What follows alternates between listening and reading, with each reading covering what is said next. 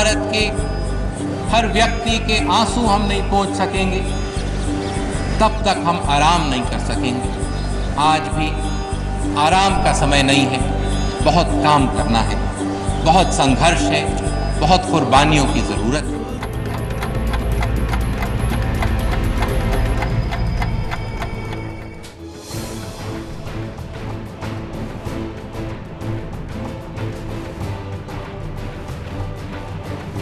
ये देश की आजादी की लड़ाई का आखिरी दौर था। अंग्रेजों के खिलाफ आंदोलन अपने उफान पर था। इन्हीं दिनों मुंबई में इंदिरा और फिरोज के घर एक बच्चे ने जन्म लिया।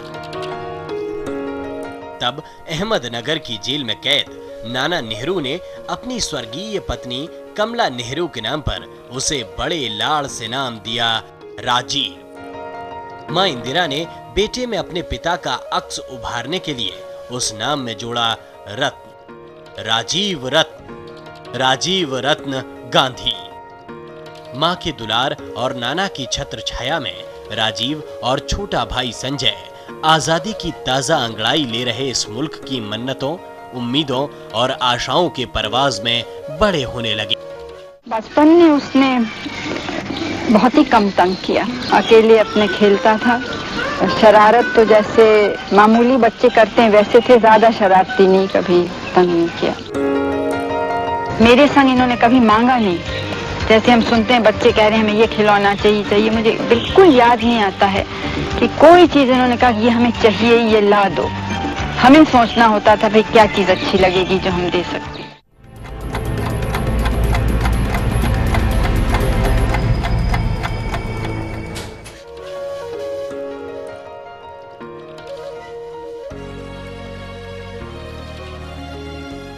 राजीव गांधी परिवार के सौभाग्यशाली युवराज थे। नाना नेहरू के हाथों में इस देश की पहली सरकार की कमान थी। मां इंदिरा उनकी सियासी उत्तराधिकारी थी और पिता फिरोज देश के विद्वान और ईमानदार नेताओं में शुमार थे। ऐसे में अगर ये चाहते तो राजनीति के दरवाजे इनके लिए सिम सिम की तरह खुल जाते। लेकिन शर्मीले स्वभाव, सौम्य चेहरे और बेहद सीधे सादे से राजीव मानो सियासत के रपटीले रास्तों पर चलने के लिए बने ही नहीं थे। इसी बीच इंग्लैंड में पढ़ाई के दौरान इनकी मुलाकात एंटोनियो माइनो से हुई और भारत इटली की ये प्रेम कहानी 7 समंदर पार परवान चढ़ने लगी। एक रेस्टोरेंट में मुलाकात हुई थी जब मैं कैम्ब्रिज में थी। कैम्ब्रिज में केवल एक रेस्टोरेंट थी जहां थोड़ा बहुत इटालियन खाना मिलता था और मैं इंग्लिश खाना बिल्कुल नहीं खा सकती थी, इसलिए वहां जाती थी रोज खाने के लिए। और मेरा एक फ्रेंड था जर्मनी का, जो राजीव जी का फ्रेंड था, और राजीव जी उनको कहा कि ये जो तुम्हारी फ्रेंड जो है कभी मैं मिल सकता हूँ, तो इंट्रोडक्शन ऐसा हुआ।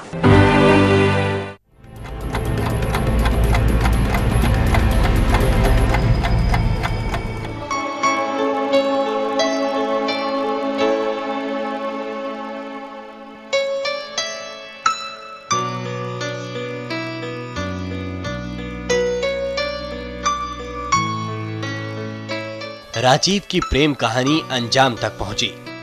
एंटोनियो माइनो सोनिया बनकर भारत आ गईं। मां प्रधानमंत्री इंदिरा ने बड़े लगन से अपने बेटे का ब्याह रचाया।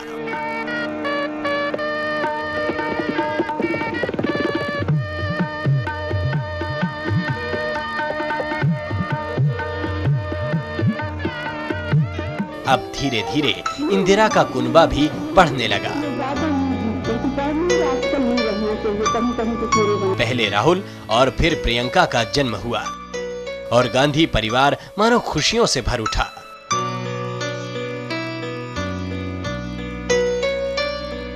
राजनीति में न आने का फैसला कर चुके राजीव ने इंडियन एयरलाइंस में बतौर पायलट नौकरी कर ली। तब शायद इनको अंदाजा भी नहीं था कि सियासी उत्तराधिकारियों की किस्मत का फैसला कई बार क्रूर काल भी निर्धारित करता है। 1980 में छोटे भाई संजय की मौत ने भी कुछ ऐसा ही किया।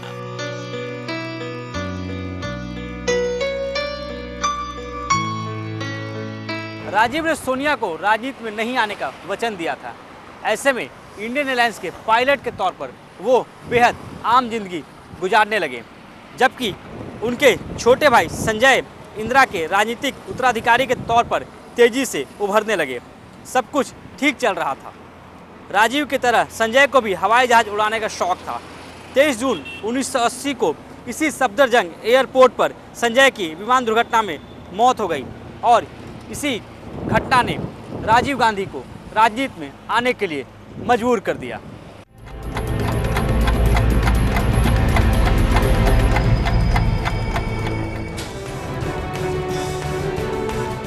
फैसले की जगह राजीव ने फर्ज को चुना।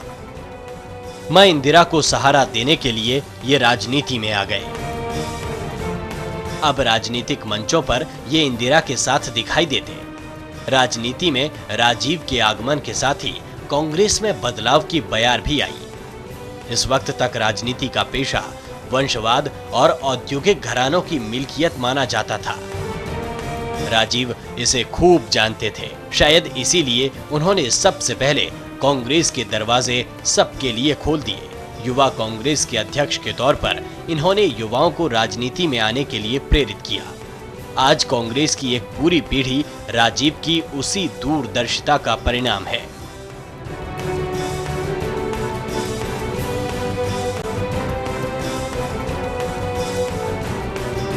राजीव गांधी जी ने एक पूरी पीढ़ी को राजनीति की ओर आकर्षित किया था और पीढ़ी के ऐसे लोग जो पढ़े लिखे, जो शालीन, जो सभ्य थे, जो समाज को देश के लिए कुछ कंट्रीब्यूट करना चाहते थे, ऐसे लोगों की एक पूरी पीढ़ी को राजीव जी ने राजनीति की ओर आकर्षित किया था और उसमें से बहुत से लोग आज देश में विभिन्न स्तरों पर देश की सेवा कर रहे हैं।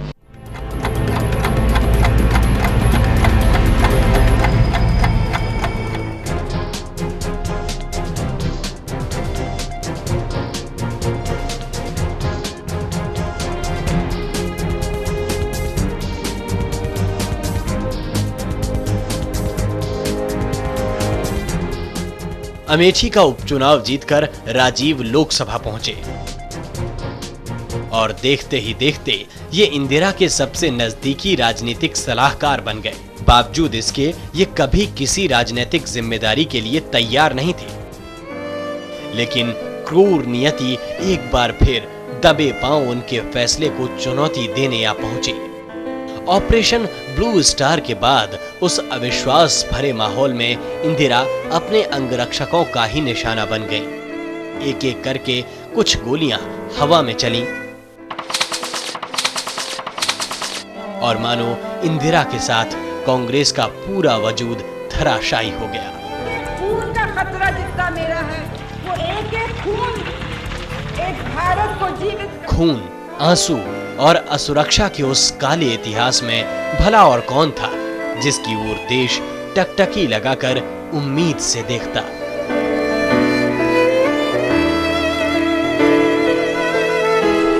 मैंने बड़ी कोशिश की, लेकिन राजीव जी ने मुझको समझाया था कि उनका फर्ज था, उनका कोई चॉइस नहीं था।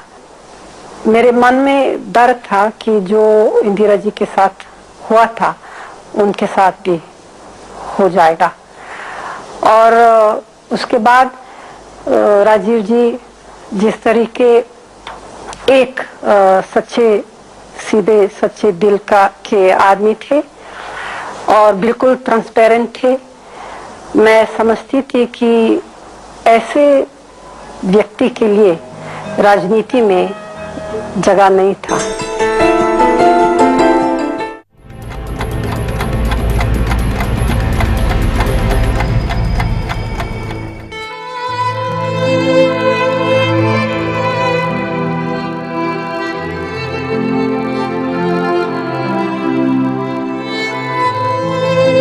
गांधी परिवार का ये सौभाग्यशाली उत्तराधिकारी समय के सबसे दुर्भाग्य क्षण में जी रहा था। मां इंदिरा की अर्थी को कांधा देते वक्त उसे इस बात का बखूबी अंदाजा हो चला था कि अब इस देश के 70 करोड़ लोगों का बोझ भी इसी के सिर है।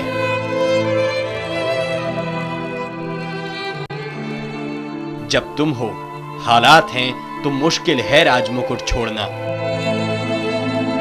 रॉबर्ट फ्रॉस्ट की ये पंक्तियां, जिसका इंदिरा हमेशा जिक्र करती, राजीव के जीवन का यथार्थ बन रही थीं।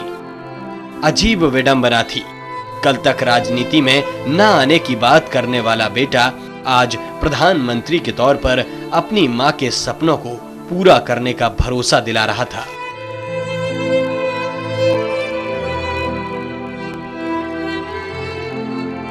उनका एक सपना था, एक अखंड, शांतिपूर्ण, खुशहाल भारत का, जात पात भेदभाव से दूर, जिससे हम सब एक बड़े परिवार की तरह रहें। उनकी अकाल मृत्यु से वे अपना काम अधूरा छोड़ गए। हमें इस काम को पूरा करना है। जो अनहोनी, दुखदाई और गंभीर स्थिति हमारे सामने आई है, उसका हम सामना करेंगे। इंदिरा गांधी की मृत्यु हो गई, पर उनकी आत्मा जिंदा है। भारत जिंदा है, भारत अमर है, भारत की आत्मा अमर है। वो अपनी जिम्मेदारी को समझेगी और उसका बोझ हिम्मत और उत्साह के साथ उठाएगी। इस देश के शासन तंत्र ने इस संकट के समय में मुझ पर जो जवाबदेही रख दी है, मैं उसको आपके बल और सहयोग से पूरी करूंगा।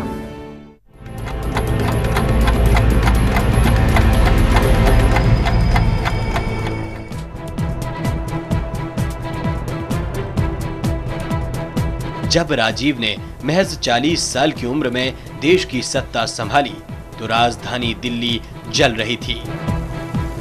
आग की लपटें इतनी तेज थीं कि पंजाब अलगाववाद की आग में जलने लगा।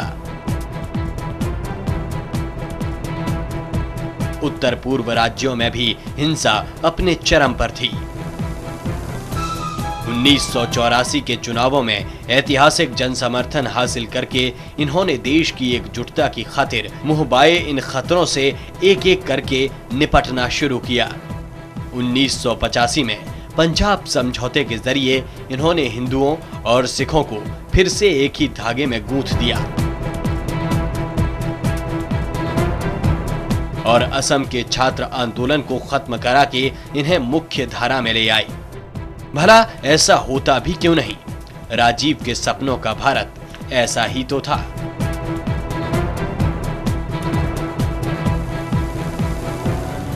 मेरा एक सपना है जिसमें कोई गरीबी ना हो, जातवाद ना हो, भाषावाद ना हो, प्रांतवाद ना हो, सामाजिक न्याय मिले लोगों को। शायद सबसे जरूरी एक मनुष्य का मूल उसके मनुष्यता पर नापा जाए, उसके जन्म पर नहीं, उसके जात या धर्म या भाषा या प्रांत, उससे नहीं। लेकिन उससे ज्यादा मेरा एक सपना है कि भारत दोबारा मानवता की सभ्यता में आगे निकले, दुनिया को विचारधाराएं दे और सत्ता को एक शक्ति दे पाए। हम ये कर पाएंगे, भारत को इस रास्ते पर चला पाएंगे, तो पूरी दुनिया में एक नई रोशनी आ पाएगी। तक भारत के हर व्यक्ति के आंसू हम नहीं पोंछ सकेंगे, तब तक हम आराम नहीं कर सकेंगे। आज भी आराम का समय नहीं है, बहुत काम करना है, बहुत संघर्ष है, बहुत कुर्बानियों की जरूरत है।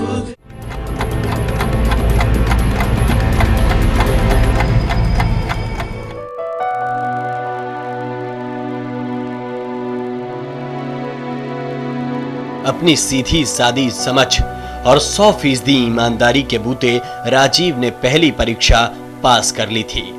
इस शुरुआती सफलता ने इनको आम जनता का दुलारा बना दिया। अब इनका इरादा 21वीं सदी के नए भारत को रचने का था। कंप्यूटर, दूरसंचार, सूचना, विज्ञान और तकनीक के लिए इन्होंने नई नीति का ऐलान किया। 1986 में नई शिक्षा नीति बनने से देश में रोजगार परक शिक्षा के कई दरवाजे एक साथ खुल गए। दरअसल आज विकास के सरपट रास्ते पर दौड़ते जिस भारत पर हम इतराते और इठलाते हैं, वो राजीव के सपनों की ही पूंजी है। आज के भारत की परिकल्पना उसी समय इनकी सोच और सपनों में पलने, बढ़ने और आकार लेने लगी थी।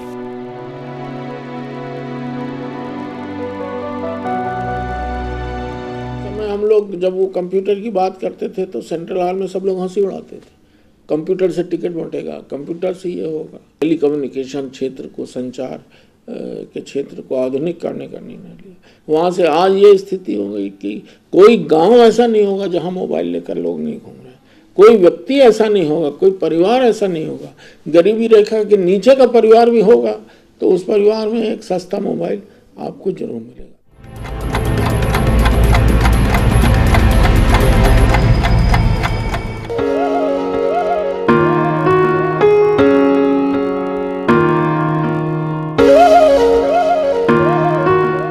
दिल्ली से चलने वाला 1 रुपया गांवों तक पहुंचते पहुंचते 20 पैसा रह जाता है। 21वीं सदी के निर्माण में गांवों के विकास की भूमिका और जरूरत को राजीव वक्त से पहले समझ गए थे और इसमें सरकारी तंत्र में फैले भ्रष्टाचार के अड़ंगे को भी वो बखूबी जानते थे। ऐसे में उन्होंने पंचायत और ब्लॉक को सीधे दिल्ली से जोड़ने की पहल की। महिलाओं को पंचायत में हिस्सेदारी दिलाई और कई रोजगार विकास कार्यक्रम शुरू किए। शहरों और गांवों के बीच के फर्क को विकास के पुल से पाट देने की ललक उनकी आवाज में साफ सुनाई देती है। हमारे लोकतंत्र की जो तीसरा कतार है उसे हम मजबूत करें। पहला और दूसरा जो दिल्ली में चलता है और जो राजधानियों में चलते हैं वो तो खूब मजबूत हो गए, लेकिन क्योंकि तीसरे कतार पे कमजोरी रह गई है तो कुछ कमजोरी पहले और दूसरों पर भी उसकी पहुंचती है, क्योंकि ऊपर लोग एकदम कागजी शेर बन जाते हैं, नीचे ताकत नहीं होती है, एक तरह से एक खोखला ढांचा खड़ा हो जाता है। इसे हमें ठीक करना है।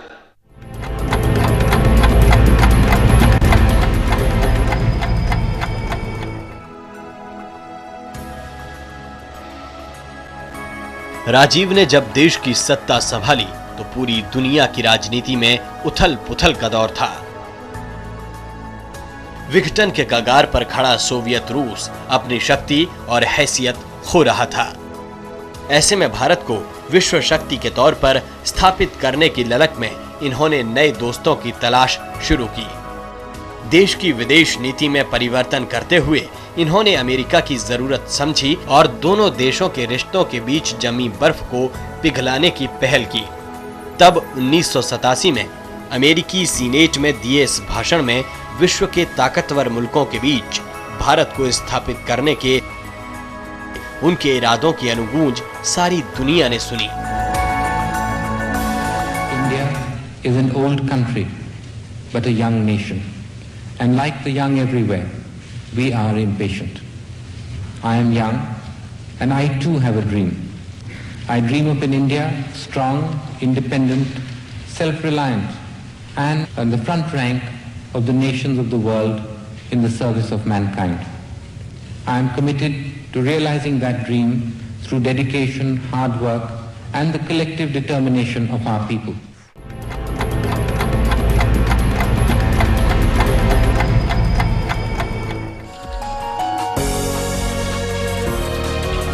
अब राजीव एक युवा, दूरदर्शी, शांतिप्रिय और असीमित संभावनाओं वाले नेता के तौर पर विश्व पटल पर उभरने लगे। दुनिया के तमाम राजनेताओं के बीच इनकी धमक दिखाई और आवाज सुनाई देने लगी। ये वही समय था जब इन्होंने अपने पड़ोसी देशों के साथ रिश्ते सुधारने की पहल की। चीन का ऐतिहासिक दौरा करके इन्होंने दोनों देशों के संबंधों को एक नया आयाम दिया, तो पाकिस्तान के साथ इन्होंने एक बेनजीर रिश्ता कायम करने की कोशिश की। अमेरिका, चीन और पाकिस्तान में तो इनकी जीत हुई, लेकिन श्रीलंका में वो हार गए। श्रीलंका में तमिल विद्रोहियों के खिलाफ शांति सेना भेजने का फैसला ऐसी गलती साबित हुई जहां से राजीव का करिश्मा खत्म होने लगा।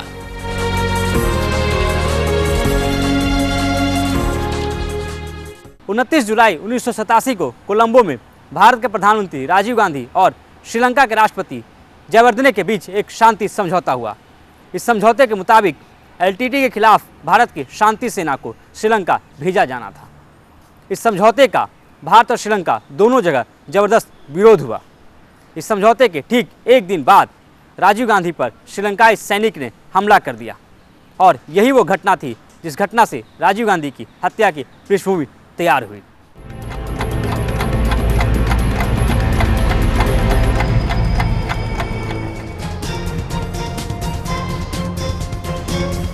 राजीव राजनीति में भ्रष्टाचार के मुखर विरोधी थे। सियासत में अपनी इस बेदाग छवि के लिए इन्हें मिस्टर क्लीन भी कहा जाता था। इन्हीं दिनों राजीव पर बोफोर्स तोप सौदे में 64 करोड़ रुपए की कथित दलाली का आरोप लगा। हालांकि ये आरोप कभी साबित नहीं हो सके, लेकिन इससे राजीव की लोकप्रिय और ईमानदार नेता की छवि जरूर धूमिल हुई। तत्कालीन मंत्री वीपी सिंह ने इस्तीफा देकर अपनी ही सरकार के खिलाफ मोर्चा खोल दिया। राजीव के दामन पर बोफोर्स के दाग इतने गहरे लगे कि 1989 के चुनावों में कांग्रेस को करारी शिकस्त का सामना करना पड़ा। 84 की ऐतिहासिक जीत पर 89 का वर्तमान भारी पड़ा।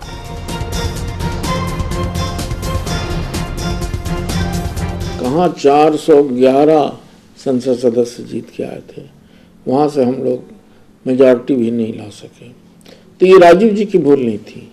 उनके समय में जो लोग जवाबदार थे इस स्थिति का सृजन करने के लिए, उन लोगों की भूल थी।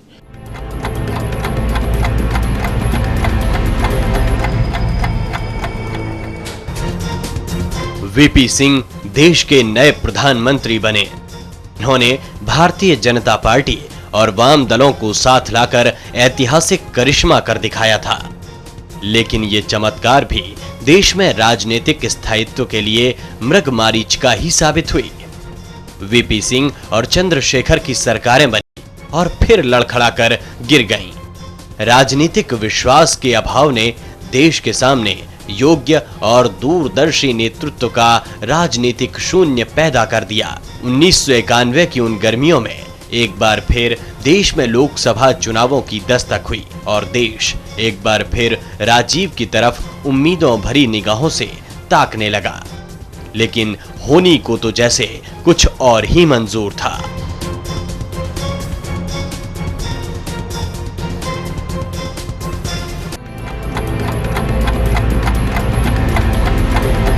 तारीख 21 मई। साल 1991। जगह श्री पेराम्बदुर, तमिलनाडु। राजीव चुनावी दौरे पर देश का चप्पा चप्पा छान रहे थे। 21 मई 1991 की उस काली रात को ये श्री पेराम्बदुर में एक जनसभा को संबोधित करने पहुंचे।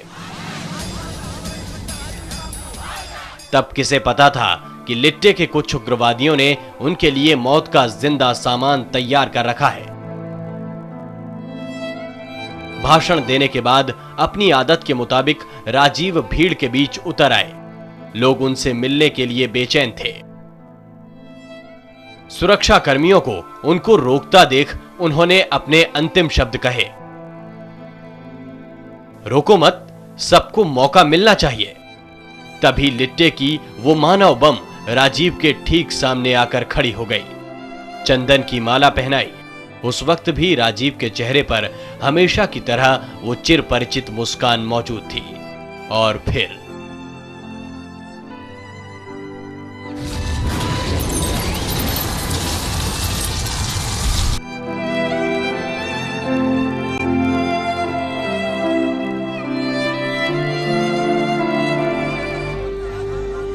राजीव नहीं रहे। राजीव चले गए। देश का सबसे चमकता सितारा बड़े सवेरे में ही बुझ गया। राजनीति का वो मुस्कुराता चेहरा हमेशा के लिए खामोश हो गया।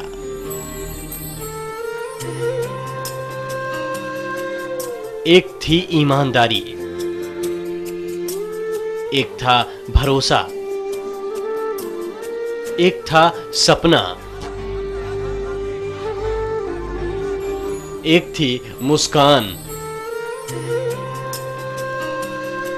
एक थी उम्मीद।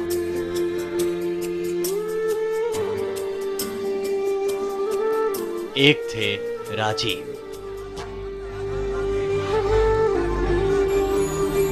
जब मेरे पापा की डेथ हुई थी, जब मैं रेल पे था उनके साथ, उनकी बॉडी थी वहाँ पे और हम इलाहाबाद जा रहे थे संगम।